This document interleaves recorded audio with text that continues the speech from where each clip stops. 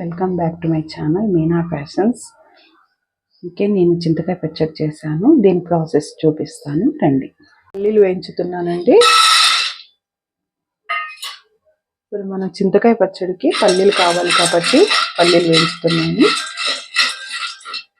పెట్టుకొని వేయించాలండి. హై ఫ్లేమ్లో పెడితే మాడిపోతాయి.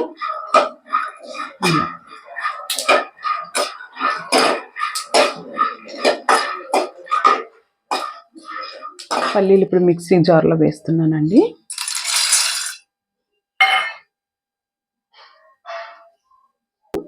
కొంచెం సాల్ట్ తీసుకోవాలండి. ఆల్రెడీ చింతకాయ పచ్చడిలో ఉంటుంది కాబట్టి మనం ఇవన్నీ పల్లీలు కారం వేస్తాం, దీని సరిపడా వేసుకోవాలి. ఓకే, వెల్లుల్లి అండి సరిపోతాయి.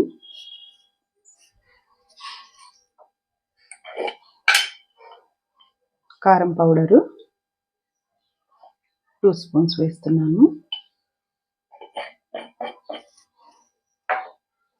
ఇదంతా గ్రైండ్ చేద్దాం. ఇప్పుడు ఇలా ఫైన్గా అయిందండి. ఇప్పుడు దీంట్లో వాటర్ వేస్తున్నాను. ఓకే, మళ్ళీ గ్రైండ్ చేద్దాం. ఇప్పుడు ఫైన్ అండి. ఓకే, ఇప్పుడు దీంట్లో చింతకాయ పచ్చడి వేస్తున్నాను.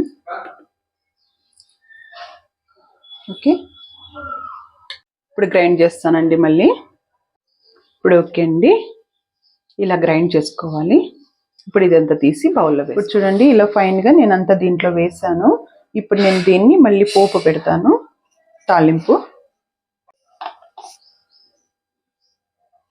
ఇప్పుడు ఆయిల్ వేస్తున్నానండి. చింతకాయ పచ్చడి తాలింపు ఇది. కొంచెం ఆయిల్ ఎక్కువ ఉండాలండి. ఆయిల్ ఉంటే కొంచెం టేస్టీగా ఉంటుంది అనమాట చింతకాయ పచ్చడి. అది అబ్జర్వ్ చేసుకుంటుంది చల్లారిన తర్వాత. ఇప్పుడు ఆవాలు జీలకర్ర వేస్తున్నానండి. ఇప్పుడు ఆనియన్ వేస్తున్నాను. ఇప్పుడు ఇదంతా బ్రౌన్ కలర్ వచ్చేదాకా ఆయిల్లో వేయించుతున్నాను.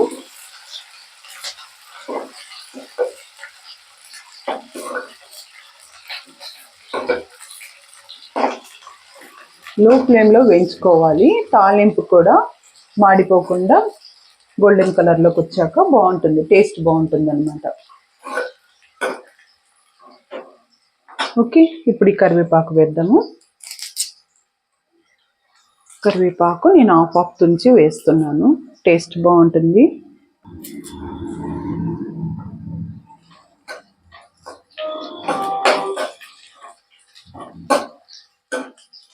ఓకే అండి, ఇప్పుడు అంతా రెడీ అయిపోయింది. గోల్డెన్ కలర్లో వచ్చింది.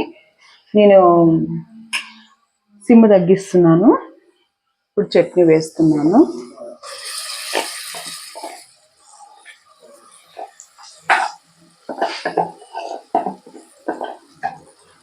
కమ్మటి వాసన అండి,